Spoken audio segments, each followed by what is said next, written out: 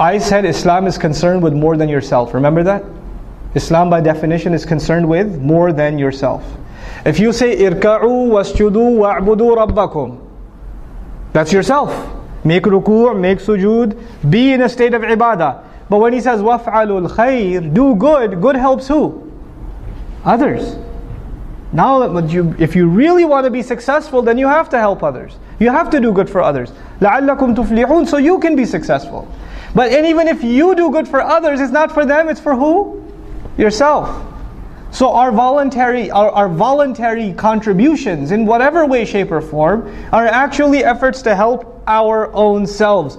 Don't ever should I dare look back at a masjid that I gave time to, a program, a convention I helped put together, a check I wrote to the school or whatever, and say I helped them. I only help myself. And the moment I say I help them, it doesn't count for me anymore.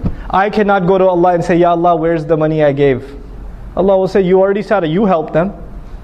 You didn't say you helped yourself. You can't have it both ways. Allah only takes one intention.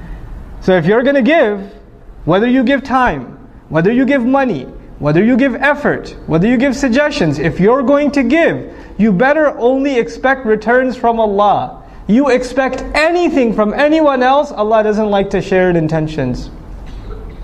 Allah is very jealous of intention, subhanahu wa ta'ala. He wants His intention to be exclusive. You try to put anybody else, yourself, some other agenda in that intention, is gone. It doesn't count for anything. So you know how sometimes in Islamic organizations, especially because so many of our organizations are donation dependent. Masajid are donation dependent, schools are donation dependent, right? Da'wah organizations are donation dependent, publishers are donation dependent. People write a big check, somebody writes a $20,000, $30,000 check or something. And then all of a sudden shaitan comes to them first of all and says, Mabruk. And then he says, hey, by the way, why don't you give them a suggestion about the color of the carpet? I mean, after all, you wrote a big check. You should at least have some weight in your opinion. And so you go and you give a suggestion. You didn't give a suggestion before you wrote the check, but all of a sudden, now your opinion just got $30,000 heavier. So you want to give an opinion. And you're expecting that your opinion will be taken a lot more seriously. Now why?